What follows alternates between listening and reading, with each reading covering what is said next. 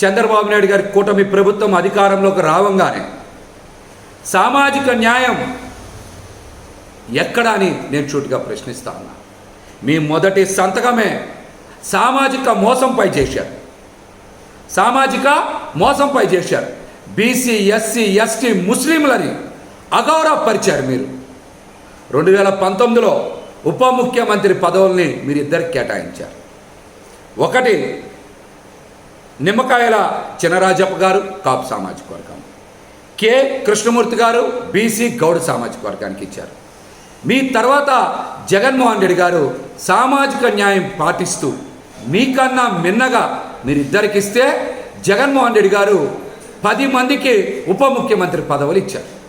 ఆయన 5 ఏళ్ల పాలనలో బీసీ, ఎస్సీ, ఎస్టీ, ముస్లిం, కాపు వర్గాలకి ఉప ముఖ్యమంత్రి పదవులు ఇచ్చి ఆ సామాజిక వర్గాల ఆత్మ గౌరవాన్ని పెంచారు.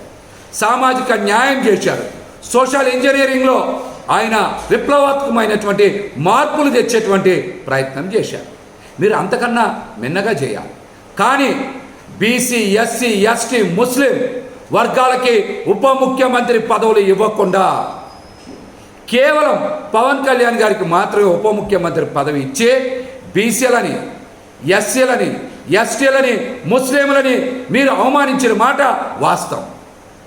ఈ వర్గాలకి క్యాబినెట్ కూర్పులో ఉప ముఖ్యమంత్రి పదవులు ఎందుకు ఇలా?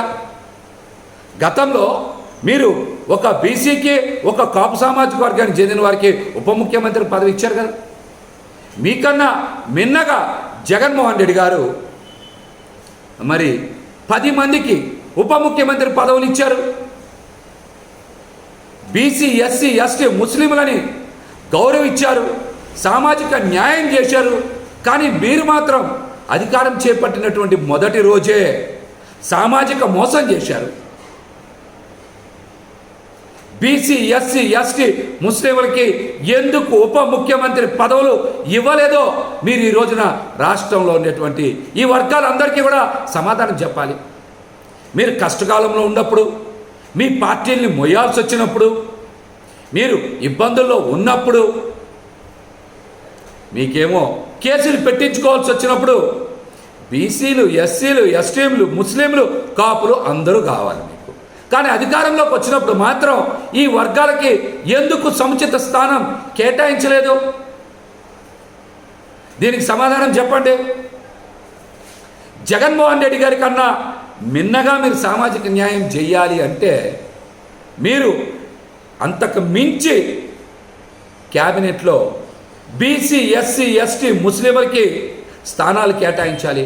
కేటాయించకుండా ఉప ముఖ్యమంత్రి హోదానే ఈ వర్గాలకు ఇవ్వలేదంటే మీరు బీసీ, ఎస్సీ, ఎస్టీ, ముస్లింలని అవమానించినట్టే కదా.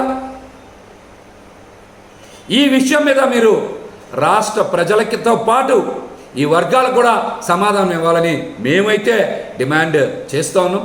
జగన్మోహన్ రెడ్డి గారు చేసినటువంటి అద్భుతమైనటువంటి సామాజిక మార్పు, సామాజిక న్యాయాన్ని ఇప్పటికైనా సరే బీసీ, ఎస్సీ, ఎస్టీ, ముస్లింలు, కాపులు గుర్తించాలి. అత్యధిక స్థానాలు కాపు సామాజిక వర్గాన్ని కూడా కేటాయించింది జగన్మోహన్ రెడ్డి గారు అన్న వాస్తవాన్ని గ్రహించాలని కూడా ఈ సందర్భంగా నేనైతే తెలియజేస్తా ఉన్నాను.